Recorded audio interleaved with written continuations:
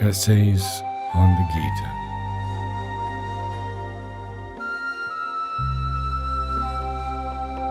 Chapter 12. The Significance of Sacrifice. The Gita's theory of sacrifice is stated in two separate passages.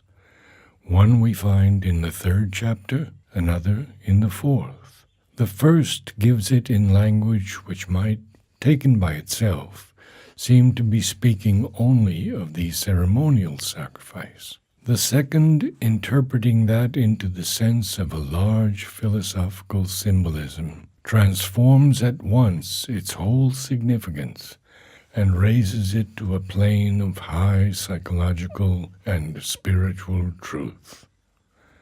With sacrifice, the Lord of creatures of old created creatures, and said, "By this shall you bring forth fruits or offspring. Let this be your milker of desires. Foster by this the gods, and let the gods foster you. Fostering each other, you shall attain to the supreme good. Fostered by sacrifice, the gods shall give you desired enjoyments. Who enjoys their given enjoyments and has not given to them, he is a thief. The good who eat what is left from the sacrifice are released from all sin, but evil are they, and enjoy sin who cook the food for their own sake. From food creatures come into being. From rain is the birth of food. From sacrifice comes into being the rain. Sacrifice is born of work. Work know to be born of Brahman. Brahman is born of the immutable. Therefore is the all-pervading Brahman established in the sacrifice. He who follows not here the wheel thus set in movement, evil is his being, sensual is his delight, in vain, O Partha, that man lives." Having thus stated the necessity of sacrifice, we shall see hereafter in what sense we may understand a passage which seems at first sight to convey only a traditional theory of ritualism and the necessity of the ceremonial offering. Krishna proceeds to state the superiority of the spiritual man to works. But the man whose delight is in the self, and who is satisfied with the enjoyment of the self, and in the self he is content, for him there exists no work that needs to be done. He has no object here to be gained by action done, and none to be gained by action undone. He has no dependence on all these existences for any object to be gained. Here, then, are the two ideals, Vedist and Vedantist, standing as if in all their sharp original separation and opposition. On one side, the active ideal of acquiring enjoyments here and the highest good beyond by sacrifice, and the mutual dependence of the human being and the divine powers, and on the other, facing it, the austerer ideal of the liberated man who, independent in the spirit, has nothing to do with enjoyment or works of the human or the divine worlds, but exists only in the peace of the Supreme Self, joys only in the calm joy of the Brahman. The next verses create a ground for the reconciliation between the two extremes. The secret is not inaction as soon as one turns towards the higher truth, but desireless action, both before and after it is reached. The liberated man has nothing to gain by action, but nothing also to gain by inaction. And it is not at all for any personal object that he has to make his choice.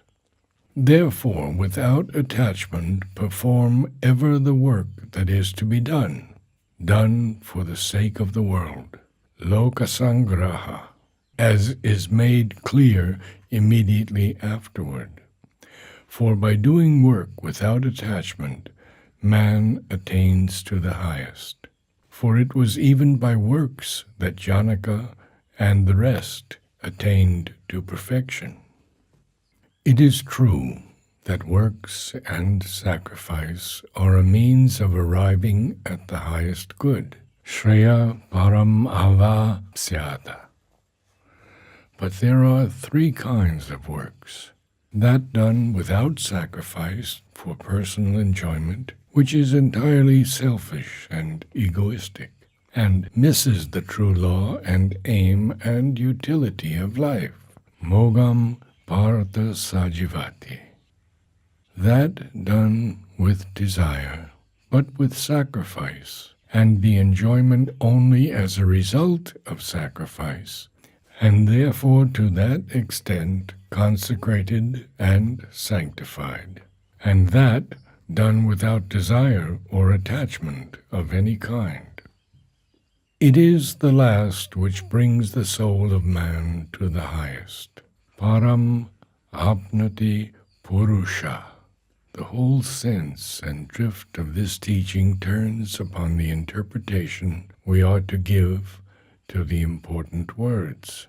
Yanya, karma, Brahma, sacrifice, work, Brahman. If the sacrifice is simply the Vedic sacrifice, if the work from which it is born is the Vedic rule of works, and if the Brahman from which the work itself is born is the Sabda Brahman in the sense only of the letter of the Veda, then all the positions of the Vedist dogma are conceded, and there is nothing more. Ceremonial sacrifice is the right means of gaining children, wealth, enjoyment. By ceremonial sacrifice, rain is brought down from heaven, and the prosperity and continuity of the race assured. Life is a continual transaction between the gods and men, in which man offers ceremonial gifts to the gods from the gifts they have bestowed on him, and in return is enriched, protected, fostered. Therefore, all human works have to be accompanied and turned into a sacrament by ceremonial sacrifice and ritualistic worship. Work not so dedicated is accursed. Enjoyment without previous ceremonial sacrifice and ritual consecration is a sin. Even salvation, even the highest good, is to be gained by ceremonial sacrifice. It must never be abandoned. Even the seeker of liberation has to continue to do ceremonial sacrifice, although without attachment. It is by ceremonial sacrifice and ritualistic works done without attachment that men of the type of Janaka attained to spiritual perfection and liberation. Obviously, this cannot be the meaning of the Gita, for it would be in contradiction with all the rest of the book. Even in the passage itself, without the illumining interpretation afterwards given to it in the 4th chapter, we have already an indication of a wider sense, where it is said that sacrifice is born from work, work from Brahman, Brahman from the Akshara, and therefore the all-pervading Brahman, Sarvagatam Brahma, is established in the sacrifice. The connecting logic of the therefore and the repetition of the word Brahma are significant, for it shows clearly that the Brahman from which all work is born has to be understood with an eye not so much to the current Vedic teaching, in which it means the Veda as to a symbolical sense, in which the creative word is identical with the all-pervading Brahman, the eternal, the one self, present in all existences, sarva bhutesu, and present in all the workings of existence. The Veda is the knowledge of the divine, the eternal. I am he who is to be known in all the books of the knowledge. Vedaya sa Vedya. Krishna will say in a subsequent chapter, but it is the knowledge of him in the workings of Prakriti, in the workings of the three gunas, first qualities or modes of nature. Trigunya Visaya Veda. This Brahman, or divine in the workings of nature, is born, as we may say, out of the Akshara, the immutable Purusha, the self who stands above all the modes or qualities or workings of nature. Nis-Trigunya. The Brahman is one, but self-displayed in two aspects, the immutable being and the creator and originator of works in the mutable becoming. Atman Sarva Bhutani. It is the immobile, omnipresent soul of things, and it is the spiritual principle of the mobile working of things, Purusha poised in himself, and Purusha active in Prakriti. It is Akshara and Kshara. In both of these aspects, the divine being, Purushottama, manifests himself in the universe. The immutable above all qualities is his poise of peace, self-possession, equality, samam Brahma. From that proceeds his manifestation in the qualities of Prakriti and their universal workings. From the Purusha in Prakriti, from this Brahman with qualities, proceed all the works of the universal energy, karma, in man and in all existences. From that work proceeds the principle of sacrifice. Footnote: that this is the right interpretation results also from the opening of the 8th chapter, where the universal principles are enumerated. Akshara, Brahma, Swabhava, Karma, Kshara, Bhava, Purusha, Adi, Yajna. Akshara is the immutable Brahman, spirit or self. Atman, Swabhava, is the principle of the self. Adhyatma, operative as the original nature of the being, own way of becoming, and this proceeds out of the self, the Akshara. Karma proceeds from that and is the creative movement, Visarga, which brings all natural beings and all changing subjective and objective shapes of being into existence. The result of karma, therefore, is all this mutable becoming, the changes of nature developed out of the original self-nature, Kshara Bhava out of Swabhava. Purusha is the soul, the divine element in the becoming, Adi Daivata, by whose presence the workings of karma become a sacrifice, yajna, to the divine within. Adi Yajna is this secret divine who receives the sacrifice.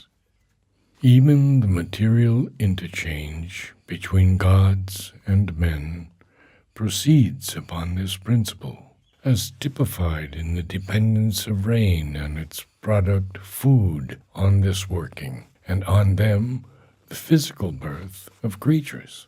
For all the working of Prakriti is in its true nature a sacrifice, yajna, with the divine being as the enjoyer of all energisms and works and sacrifice, and the great Lord of all existences.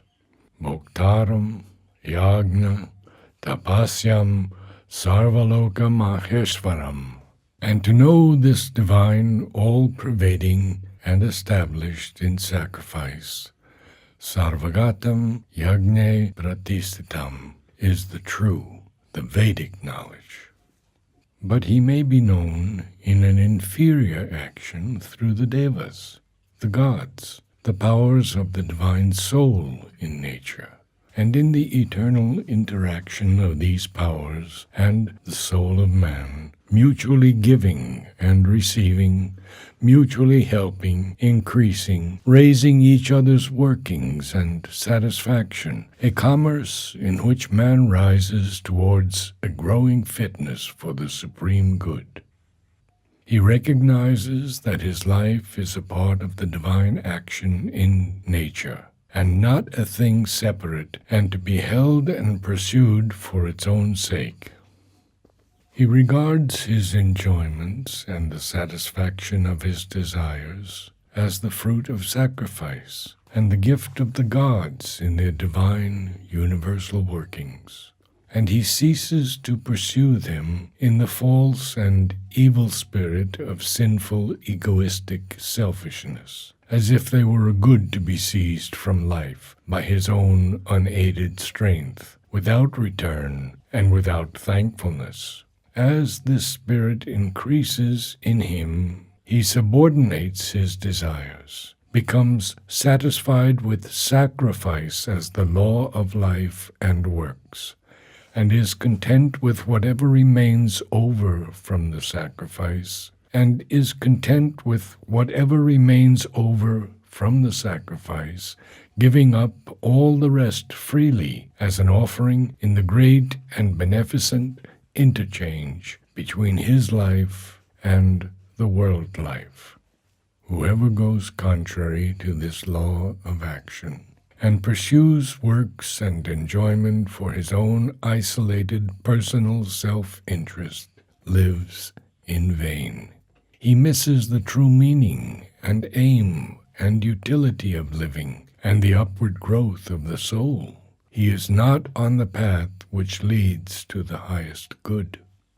But the highest only comes when the sacrifice is no longer to the gods, but to the one all-pervading divine established in the sacrifice, of whom the gods are inferior forms and powers. And when he puts away the lower self that desires and enjoys, and gives up his personal sense of being the worker to the true executrix of all works, Prakriti, and his personal sense of being the enjoyer to the divine Purusha, the higher and universal self, who is the real enjoyer of the works of Prakriti. In that self, and not in any personal enjoyment, he finds now his sole satisfaction, complete content, pure delight.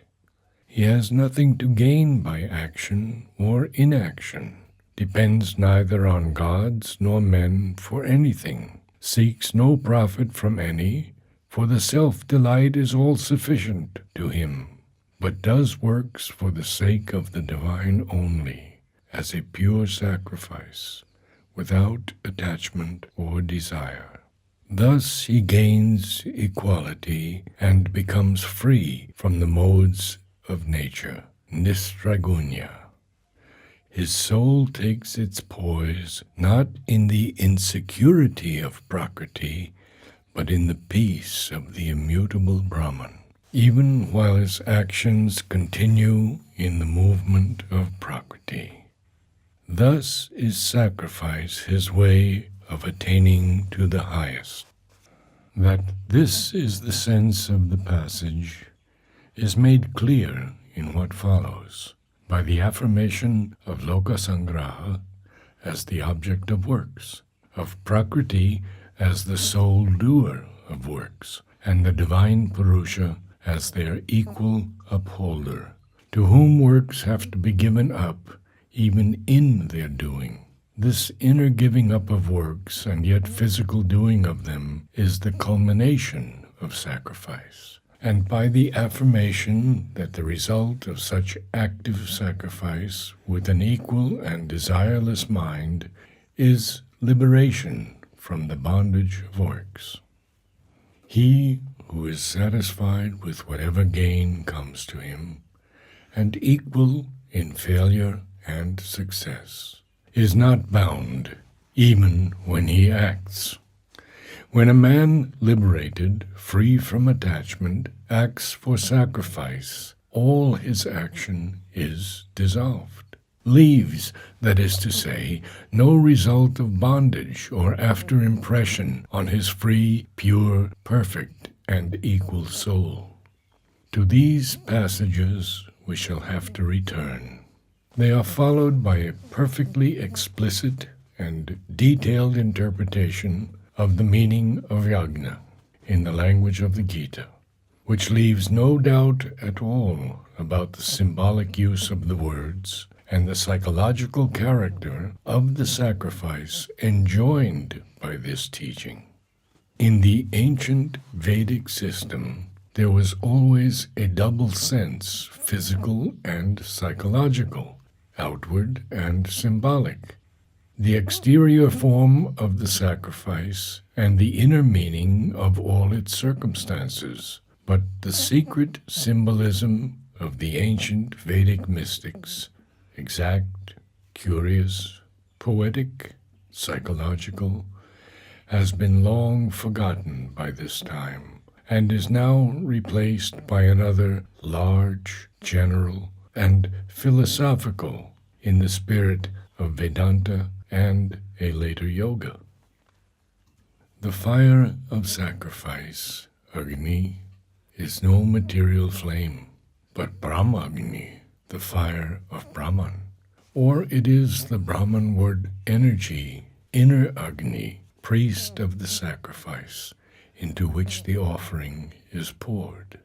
The fire is self-control, or it is a purified sense action, or it is the vital energy in that discipline of the control of the vital being through the control of the breath, which is common to Raja Yoga and Hatha Yoga, or it is the fire of self-knowledge, the flame of the supreme sacrifice. The food eaten as the leavings of the sacrifice is, it is explained, the nectar of immortality, Amrita, left over from the offering. And here we have still something of the old Vedic symbolism in which the Soma wine was the physical symbol of the Amrita, the immortalizing delight of the divine ecstasy won by the sacrifice offered to the gods and drunk by men. The offering itself is whatever working of his energy, physical or psychological, is consecrated by him in action of body or action of mind, to the gods or God, to the self or to the universal powers, to one's own higher self or to the self in mankind and in all existences. This elaborate explanation of the yajna sets out with a vast and comprehensive definition in which it is declared that the act and energy and materials of the sacrifice, the giver and receiver of the sacrifice, the goal and object of the sacrifice, are all the one Brahman. Brahman is the giving. Brahman is the food offering. By Brahman it is offered into the Brahman fire. Brahman is that which is to be attained by samadhi in Brahman action. This, then, is the knowledge in which the liberated man has to do works of sacrifice. It is the knowledge declared of old in the great Vedantic utterances, I am he. All this verily is the Brahman. Brahman is this self. It is the knowledge of the entire unity. It is the one manifest as the doer and the deed and the object of works, knower and knowledge, knower and knowledge, and the object of knowledge. The universal energy into which the action is poured is the divine. The consecrated energy of the giving is the divine. Whatever is offered is only some form of the divine. The giver of the offering is the divine himself in man. The action, the work, the sacrifice is itself the divine in movement, in activity. The goal to be reached by sacrifice is the divine. For the man who has this knowledge and lives and acts in it, there can be no binding works, no personal and egotistically appropriated action. There is only the divine Purusha acting by the divine Prakriti in his own being, offering everything into the fire of his self-conscious cosmic energy, while the knowledge and the possession of his divine existence and consciousness by the soul unified with him is the goal of all this God-directed movement and activity. To know that and to live and act in this unifying consciousness is to be free. But all, even of the yogins, have not attained to this knowledge. Some yogins follow after the sacrifice which is of the gods. Others offer the sacrifice by the sacrifice itself into the Brahman fire. The former conceive of the divine in various forms and powers, and seek him by various means, ordinances, dharmas, laws, or, as we might say, settled rites of action, self-discipline, consecrated works. For the latter, those who already know the simple fact of sacrifice, of offering whatever work to the divine itself, of casting all their activities into the unified divine consciousness and energy, is their one means, their one dharma. The means of sacrifice are various. The offerings are of many kinds. There is the psychological sacrifice of self-control and self-discipline, which leads to the higher self-possession and self-knowledge. Some offer their senses into the fires of control. Others offer the objects of sense into the fires of sense. And others offer all the actions of the sense and all the actions of the vital force into the fire of the yoga of self-control kindled by knowledge. There is, that is to say, the discipline which receives the objects of sense perception without allowing the mind to be disturbed or affected by its sense activities, the senses themselves becoming pure fires of sacrifice. There is the discipline which stills the senses, so that the soul in its purity may appear from behind the veil of mind action, calm and still. There is the discipline by which, when the self is known, all the actions of the sense perceptions and all the action of the vital being are received into that one still and tranquil soul. The offering of the striver after perfection may be material and physical, dravya yagna, like that consecrated in worship by the devotee to his deity, or it may be the austerity of his self-discipline and energy of his soul directed to some high aim, tapo yagna, or it may be some form of yoga, like the pranayama of the Raja Yogins and Hatha Yogins, or any other yoga yagna.